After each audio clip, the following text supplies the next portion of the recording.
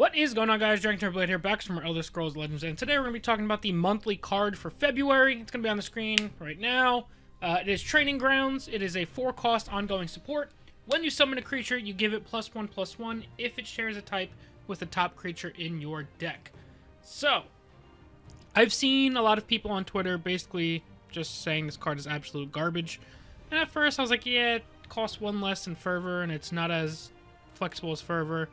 But there's a couple things that I want to keep in mind, and we'll go over the collection and all that stuff. We'll do our usual thing here as we talk about the monthly card. The first thing I want to talk about is the biggest comparison that this card gets is to Divine Fervor. Right here. Oh, there we go. 5-cost support. All friendly creatures have +1/+1 regardless of typing. So these guys have a similar effect. Obviously, Training Grounds cost 1 less. But there's a stipulation on Training Grounds, whereas Divine Fervor does not. And there's also slight similarities between the two, which are neither a pro or a con for either. It's just different.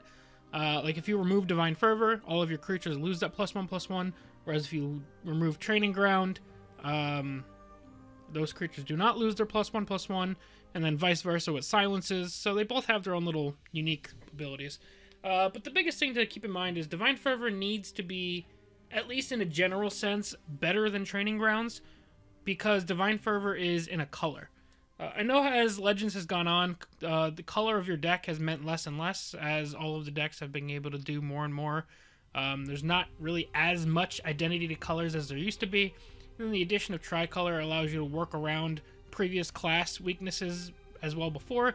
Like, you used to be able to play, like, Assassin, and Assassin didn't have support removal. This was before Dismantle was a neutral card. But now you can play, like, Dagoth, and they have all the support removal you could ever want inside of your Assassin deck now. So it's stuff like that, where there used to be color identities, and just the fact that something's in a color, it needs to be better than a neutral card, is the point I'm trying to get at here. But there's also something to keep in mind. Initially, when I saw Training Grounds, I was like, yeah, if this card costs 3, this card would be pretty solid. And I still think that'd be the case. I think it'd be really, really good if it cost 3. But you also have to remember, there was a time where Divine Fervor cost 4. So Divine Fervor was so good at 4, it had to get nerfed to 5. So I think even if Training Grounds is a little bit worse than Divine Fervor, Training Grounds also costs 4. So it can potentially come down a full turn earlier. So with the ring, something like turn 3, that could potentially be amazing. The only thing with Training Grounds is your deck has to be completely built around it. And I don't think that is necessarily a downside. Something like Orcs. Like, I've seen Orc decks... Sorry, I'm sorted right now. I've seen Orc decks run this support, Chieftain's Banner, for 3, where Orcs just get bonus health. Something like Training Grounds in a full Orc deck, I think is decent, although Orc decks tend to be much more aggressive, and they kind of just want to keep playing stuff instead of stopping to play support. So maybe it's still a little too slow, but I would rather run Training Grounds than Chieftain's Banner if I was a Orc deck that was running Chieftain's Banner beforehand. What other main tribal decks are there? So there's also something to keep in mind as far as tribal goes. Because the first thing I thought was, oh, I could slam this in my Animal Monk deck, and it gets a lot better. However, it's looking at the creature type. So, unfortunately, it would have to be something like... As you can see on Snow Wolf, its creature type is Wolf. It's not Animal. Animal is a more general type, but I don't believe Training Grounds will be looking at the general type. I think it'll be looking at specific type. So, you'd have to build like a Wolf deck in order to take advantage of tribal Training Grounds. You couldn't necessarily do an animal deck, because it would just look at the specific animal on top of your deck. So that one's a little bit unfortunate. But I do still think that there is potential here. Something like a werewolf deck, since all werewolves are Nords. Unless there's something I'm missing. I don't think so. All these werewolves are Nords, so you could play all of these, and could be a kind of a tweak on the Ayla's Huntress, or whatever it's called. Ayla's Huntmates deck. That could be decent. I also think a general Nord deck, which I've played before. I played Nord Crusader and it was not bad. I think you could run something like that. Something like Unstable Madman coming down the board as a 3/3 is decent.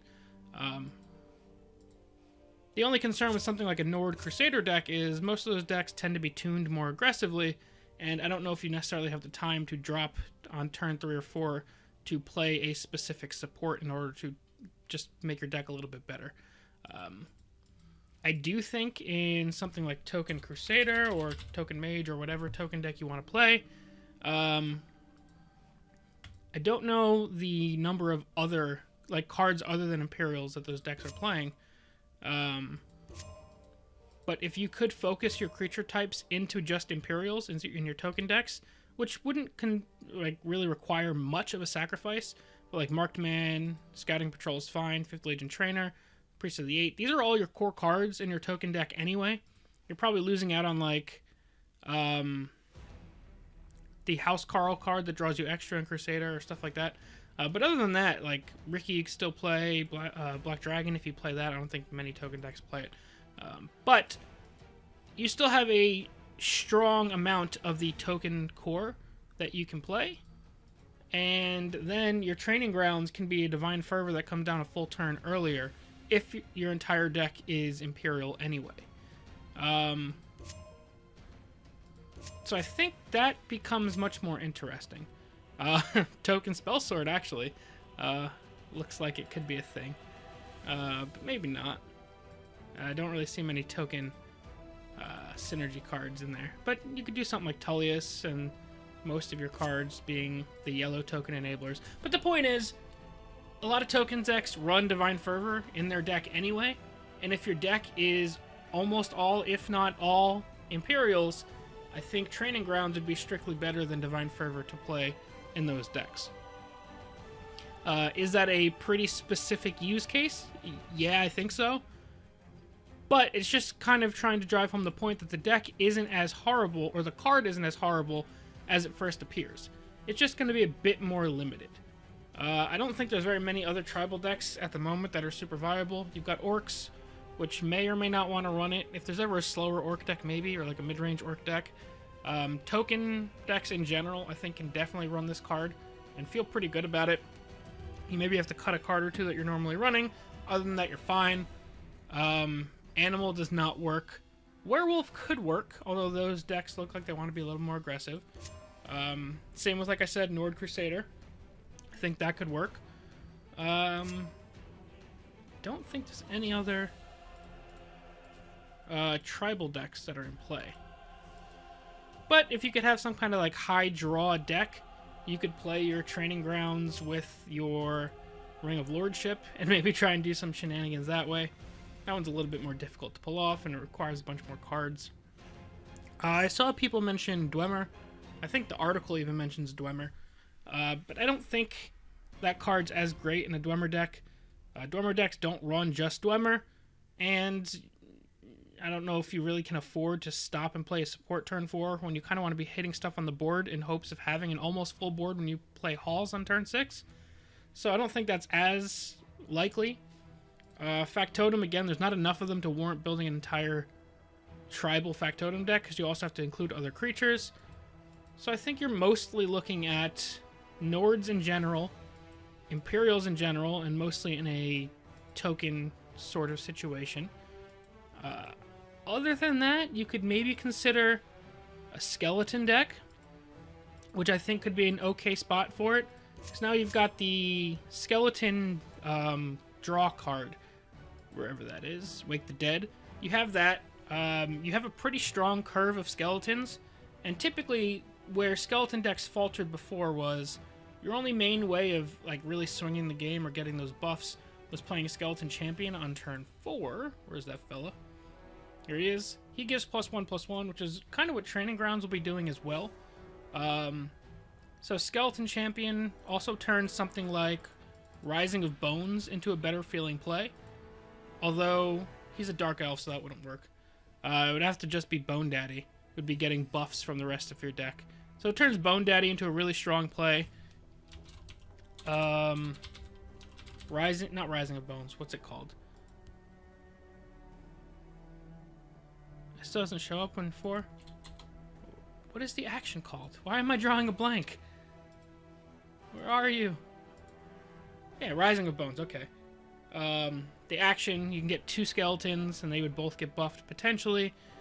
So I think skeletons could be a decent application for this card. Skeletons haven't been a good deck historically, but I think you've got enough skeletons to where you might be able to give it a try. Skeleton decks got Skinned Hound and Wake the Dead and Isle of Madness, and you combine that with this support and Icy Shambles as well from Isle of Madness. So you combine all those cards with this support, and you've got enough stuff to mess around with to where you can at least maybe make a slightly better skeleton deck than we've had. All of this stuff is obviously contingent on the fact that the meta is very heavy aggro at the moment, so quite often even taking a turn off to play support is usually not a good thing. And support removal is so common, you can't be a deck that fully relies on this support. So I think, like I said, Token's the best application. Nords, Werewolves, Skeletons can make decent application of this, and while Orcs can use it, I don't think it'd be the best application of this card. But there are some places where you could use it. I think the card is okay-ish. Maybe in some situations, like I think in a token deck, it can be solid to pretty good. But on the other decks I mentioned, I think the rest of those, it would just be okay to decent at best. But let me know what you guys think of the monthly card, where you guys are planning on using it, if there's any other decks that I didn't mention that you guys think it'll be great in. But yeah, definitely let me know down below in the comment section. Yeah, thank you guys all very much for watching. We'll see you guys next time. Peace.